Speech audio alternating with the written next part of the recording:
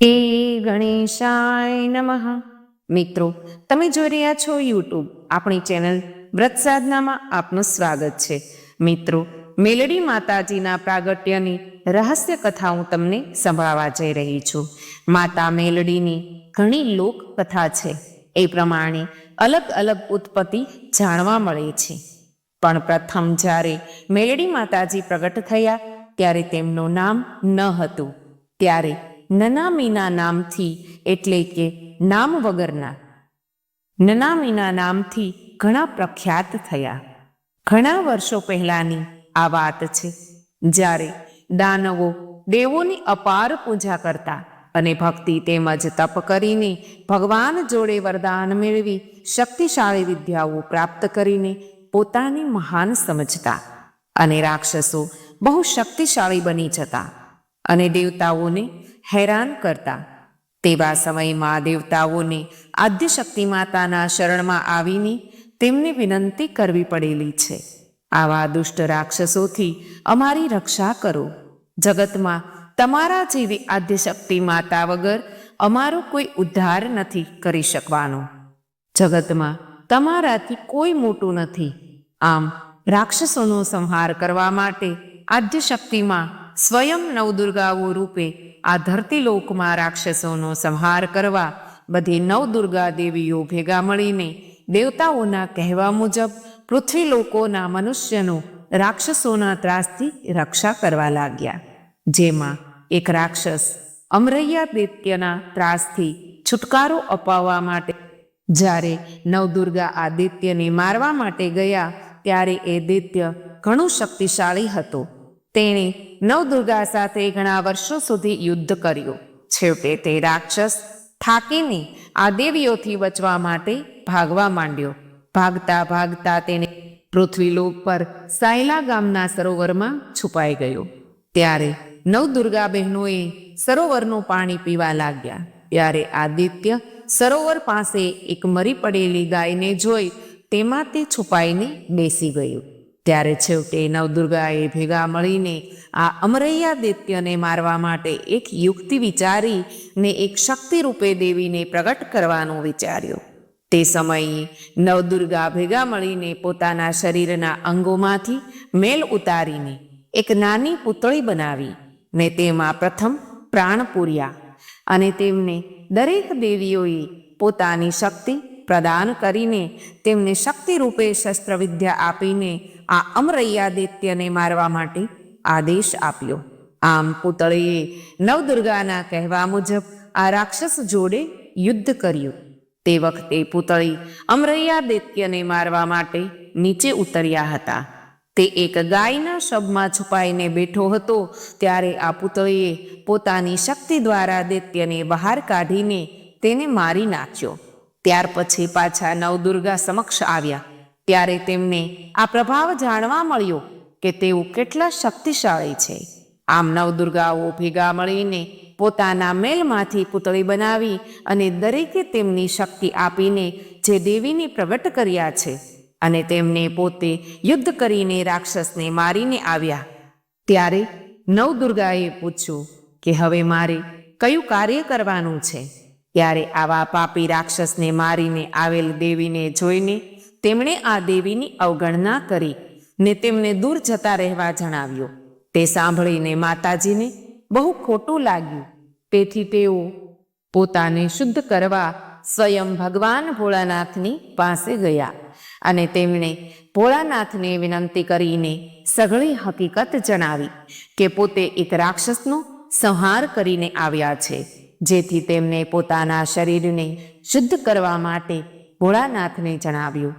એટલે ભોળાનાથે સ્વયં પોતાની જટામાંથી ગંગાજીને પ્રગટ કરીને સીધું માતાજી ઉપર ગંગાજીના શુદ્ધ જળની ધારા વહેવડાવી માતાજીને સ્નાન કરાવીને પવિત્ર કરી દીધા. ત્યારબાદ હવે મારું નામ શું રાખવાનું છે? ત્યારે ભોલેનાથે કહ્યું કે તમે નવદુર્ગાને જઈને પૂછી આવો. ત્યારે માતાજીએ જણાવ્યું કે નવદુર્ગાઓએ મને છોડી દીધી છે. હવે તેઓ મને અડવાની ના પાડે છે, તેથી મારે શું કરવું જોઈએ? ત્યારે ભગવાન ભોળાનાથે તેને આશીર્વાદ આપતા જણાવ્યું કે તમારે પોતાના નામ અને હક માટે નવદુર્ગા જોડે યુદ્ધ કરવા આદેશ કરું છું. ત્યારે ત્રણેય દેવતાઓ ભેગા મળીને બ્રહ્મા, વિષ્ણુ, મહેશ ભગવાને તેમને પોતાના શસ્ત્ર રૂપે બ્રહ્માજીએ પોતાની ગદા આપી અને વિષ્ણુ ભગવાને પોતાનું ચક્ર આપ્યું. ત્યારબાદ શંકર ભગવાને પોતાનું ત્રિશૂલ આપ્યું. આમ ત્રણેય દેવોએ આશીર્વાદ આપીને માતાજીને લડવા મોકલ્યા. તેઓ નવદુર્ગા જોડે લડીને પોતાના નામ અને હક માટે સ્વયં લડ્યા અને તેઓ વિજયી બની ગયા. ત્યારે તેમની શક્તિઓ સામે નવદુર્ગાઓને પણ ઝૂકવું પડ્યું અને આમ નવદુર્ગાનો પરાજય થયો. આમ માતાજી પોતાના નામ અને હક માટે નવદુર્ગા સાથે યુદ્ધ કરીને જીતી ગયા. તેથી તેમના પિતાજી ભોલાનાથે તેમને કહ્યું કે આજથી તમે તમારા નામ માટે લડ્યા એટલે તમારું નામ શ્રી મેલડીમાં રાખવામાં આવેલ છે. મેં લડી એટલે કે હું પોતાના માટે લડી, જેથી તેમનું નામ મેલડીમાં રાખવામાં આવ્યું છે.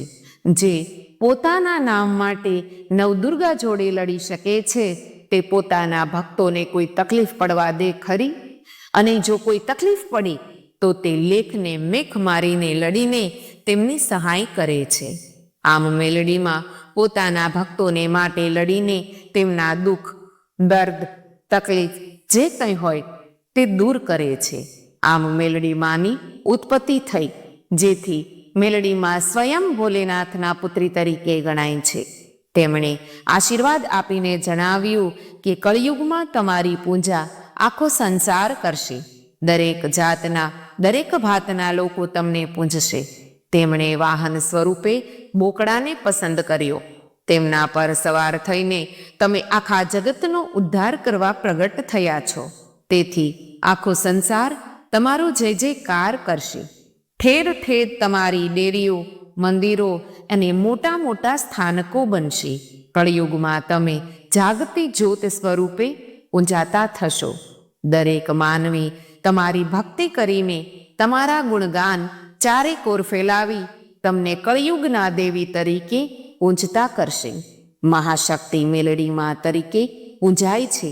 શ્રી મેલડીમાં એ શંકર ભગવાનની જટામાંથી નીકળેલી ગંગાજીની ધારાથી સ્નાન કરેલું. તેથી મેલડીમાં ચોખ્ખા ઉગતાની મેલડીમાં તરીકે પૂંજાય છે. તેઓ મેલા દેવી નથી, જેમ તેમના ભક્તો પૂંજે તેમ પૂંજાય છે. આમ કળિયુગમાં ઉગતાની દેવી તરીકે પૂંજાતા થયા છે. માતાજી ખૂબ દયાના સાગર છે. માનવી જે ભાવથી ભજે એવું ફળ તેને આપે છે. યુદ્ધમાં મેલડી માના સ્મરણથી, માની સહાયથી ચોક્કસ જીતાય છે. મા દરેક કાર્યમાં ભક્તોને સહાય કરે છે. જે ગામને ફરતા કોટ બાંધવામાં આવે છે ત્યાં દરવાજા પાસે એક તરફ કાળભૈરવ અને એક તરફ મેલડી માતાની સ્થાપના કરવામાં આવે છે. કાળભૈરવ અને મેલડી માતા ગામનું રક્ષણ કરે છે. આને મેલડી માની ચોકી મૂકી કહેવાય છે. વાસના કે ફળિયામાં કે ઘરમાં માની સ્થાપના કરવામાં આવે છે. નાની ડેરીમાં માની છબી પધરાવી અથવા નાળિયેરમાં માનું સ્થાપન કરવામાં આવે છે. મેલડી માતાજી અનેક નામે ઓળખાય છે, જેમ કે મુંજપરીની મેલડી, માણિયાની મેલડી, અજીરાની મેલડી, શેરપરાની મેલડી, માઢની મેલડી, ઉગતી મેલડી, આથમતી મેલડી, ચોરાની મેલડી, કોઠાની મેલડી, વણઝારાની મેલડી, વાઘરીની મેલડી, મડાખાવની મેલડી, આવા અનેક નામે મેલડીમાં પ્રસિદ્ધ છે. માતાજીએ જેમને પરછાઓ આપ્યા છે તે જગ્યાએ માતાજી આ રીતે અલગ અલગ નામે પ્રસિદ્ધ થયા છે.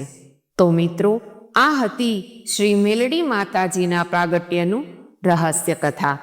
જો તમને આ કથા પસંદ આવી હોય તો અમારી ચેનલ વ્રત સાધનાને સબસ્ક્રાઈબ કરી વિડીયોને લાઇક, શેર અને કમેન્ટ અવશ્ય કરજો. કમેન્ટમાં જય મેલડીમાં લખવાનું ભૂલતા નહીં મિત્રો. ધન્યવાદ.